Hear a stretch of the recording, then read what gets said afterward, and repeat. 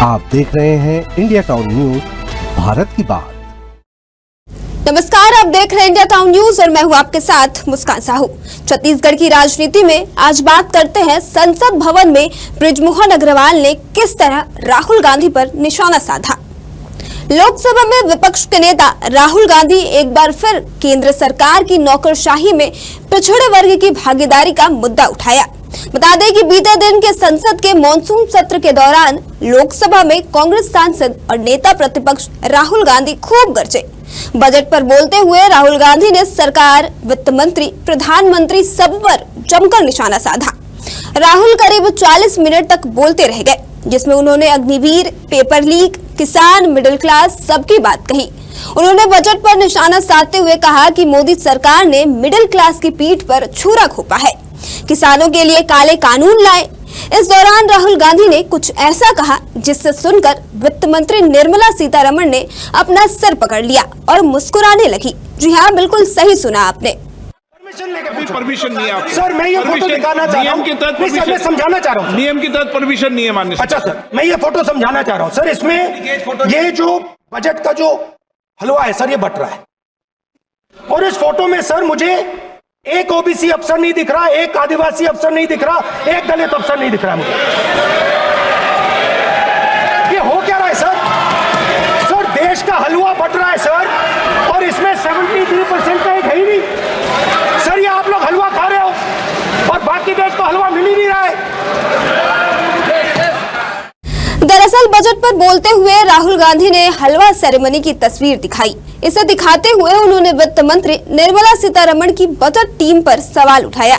उन्होंने कहा कि निर्मला सीतारमण की टीम में 20 अफसर हैं, लेकिन इस तस्वीर में कोई ओबीसी, पिछड़ा वर्ग, आदिवासी वर्ग का अफसर नहीं है। तस्वीर दिखाते हुए राहुल गांधी ने कहा कि बजट का हलवा इस फोटो में बट रहा है, लेकिन इसमें कोई पिछड़ा, दलित या आदिवासी अफसर नहीं दिख रहा। उन्होंने सवाल उठाते हुए कहा कि देश का हलवा बट रहा है, जिसमें केवल वही लोग नहीं हैं। वहीं वित्त मंत्रालय के अधिकारियों की जाति को लेकर राहुल गांधी की बात सुनकर वित्त मंत्री मुस्कुराने लगी। राहुल गांधी की इस बात को सुनकर वित्त मंत्री निर्मला सीतारमण ने अपना माथा पकड़ लिया। ये जो बजट का जो हलवा है सर, ये बट रहा है और इस फोटो में सर मुझे एक ओबीसी अफसर नहीं दिख रहा, एक आदिवासी अफसर नहीं दिख रहा, एक दलित अफसर नहीं दिख रहा मुझे। ये हो क्या रहा है सर? सर, देश का हलवा बट रहा है सर और इसमें 73% का एक है ही नहीं। सर, ये आप लोग हलवा खा रहे हो और बाकी देश को हलवा मिल ही नहीं रहा है। ठीक है सर, 20 अफसरों ने बजट को तैयार किया, हमने पता लगाया है। 20 अफसर, शांत हो जाइए प्लीज सर। 20 अफसरों ने, उनके नाम मेरे पास है, अगर आप नाम चाहते मैं दे दूंगा। 20 अफसरों ने हिंदुस्तान का बजट तैयार किया है। मतलब हिंदुस्तान का जो हलवा है 20 लोगों ने बांटने का काम किया है। अब स्पीकर सर, उन 20 लोगों में से 90% लोगों में से सिर्फ 2 हैं, एक माइनॉरिटी और एक ओबीसी। और इस फोटो में एक भी नहीं है। मतलब फोटो में आपने पीछे कर दिया, फोटो में तो आने नहीं दिया आपने। कोई नहीं आ सकता। और मैं चाहता था कि बजट में जाति जनगणना की बात उठे, जो पूरा देश चाहता है। 90% हिंदुस्तान जाति, 95% जाति जनगणना चाहता है। कौन चाहते हैं? दलित चाहते हैं, आदिवासी चाहते हैं, पिछड़ा वर्ग चाहता है, गरीब जनरल कास्ट के लोग चाहते हैं। इसके बाद संसद में बोलने की बारी आई बीजेपी सांसद बृजमोहन अग्रवाल की। धन्यवाद प्रस्ताव पेश करते हुए पहले तो बृजमोहन अग्रवाल ने निर्मला सीतारमण द्वारा निर्मित बजट का समर्थन किया। साथ ही साथ राहुल गांधी द्वारा बजट पर कही गई बात को निशाने में लेते हुए उन्होंने कहा, हिंदुस्तान को दुनिया की तीसरी सबसे बड़ी अर्थव्यवस्था बनाने वाले उद्देश्य को लेकर वित्त मंत्री द्वारा प्रस्तुत इस बजट का मैं समर्थन करता हूं। यह बजट प्रधानमंत्री नरेंद्र मोदी के सपनों की सिद्धि का बजट है। विपक्ष के ये वो लोग हैं जो जनता के नाकारे जाने के बाद भी अपने आप को जनता का हमदर्द बता रहे हैं और बजट का विरोध कर रहे हैं। आप इस बजट का विरोध क्यों कर रहे हैं?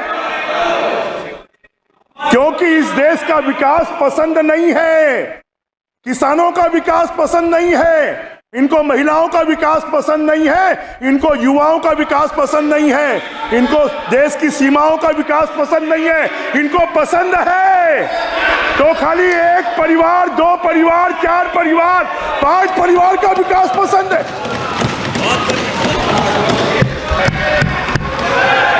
क्यों नहीं बनाया?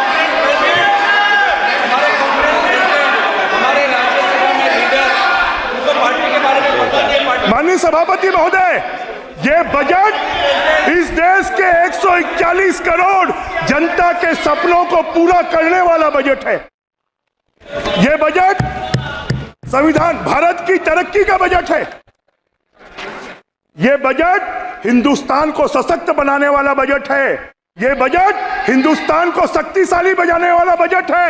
ये बजट भारत को स्वाभिमानी बनाने वाला बजट है। ये बजट भारत को आत्मनिर्भर बनाने वाला बजट है।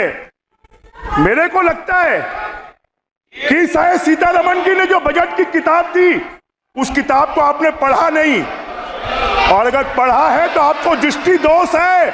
यहाँ की हमारी एनेक्सी में आंख का इलाज करने वाले हैं डॉक्टर, जरा जाके आप दिखा लीजिए। इसके बाद अग्रवाल ने विपक्ष के नेता राहुल गांधी को घेरते हुए उन पर जम के हमला बोला और कहा, नेता प्रतिपक्ष जब खड़े होते हैं तो भारत जोड़ो के नारे लगते हैं। उन्होंने सवाल उठाया कि इस देश को तोड़ने का काम किसने किया, भारत के टुकड़े कर पाकिस्तान किसने बनाया, कोको द्वीप बर्मा को किसने दिया, देश को बांटने वाले आज देश जोड़ो का नारा लगा रहे हैं। आगे उन्होंने एक चौपाई पढ़ी और फिर उसे दोहराते हुए कहा कि राहुल गांधी और विपक्ष की मति को भगवान ने पहले ही हर लिया है। कभी 99 सीट लाने वाली कांग्रेस 244 सीट लाने वाली भाजपा को फेल बता रही है। देश की जनता को लगता है सुनहरा लग रहा है एक एक पल, कई सदियों के बाद तब्दीली हुई है।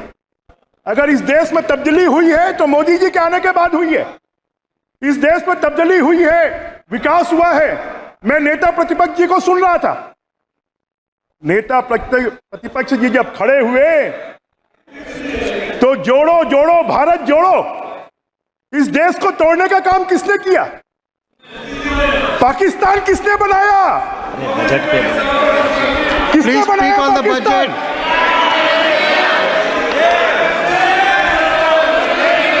जरा बताइए ना, किसने बनाया पाकिस्तान? ये बताइए जरा। कोको द्वीप को बर्मा ने किसने दिया? बर्मा को, कोको द्वीप को बर्मा को किसने दिया? कुछ जवाब है आपके पास में? अरे आप जरा ये बताइए, चीन को किसने दिया हमारा हिस्सा? रामायण की एक चौपाई है, जाको प्रभु दारुण दुख देही, वाकी मति पहले हर लेही। मुझे लगता है कि राहुल जी और विपक्ष की मति को भगवान ने पहले ही हर लिया है। अरे जिस पार्टी को 244 सीटें मिलती हैं, 99 सीट वाला बोलता है कि हम फेल हो गए। 244 नंबर ज्यादा है कि 99 नंबर ज्यादा है? क्या हो गया आप लोगों को? तो वही विपक्ष के नेता राहुल गांधी के बजट बनाने में 20 अधिकारी शामिल होने की बात और उसमें पिछड़े और अल्पसंख्यक समुदाय से सिर्फ 2 अधिकारी होने की बात पर निशाना साधते हुए बीजेपी सांसद बृजमोहन अग्रवाल बोले, आप SC ST OBC की बात करते हैं, क्या इन समुदायों से कोई आपकी पार्टी से नहीं चुना गया?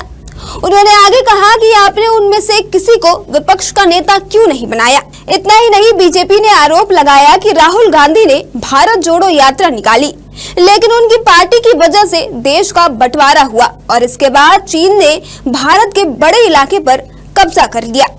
बहुत SC ST पिछड़े वर्ग की बात कर रहे थे। राहुल जी, आप क्यों बन गए प्रतिपक्ष के नेता?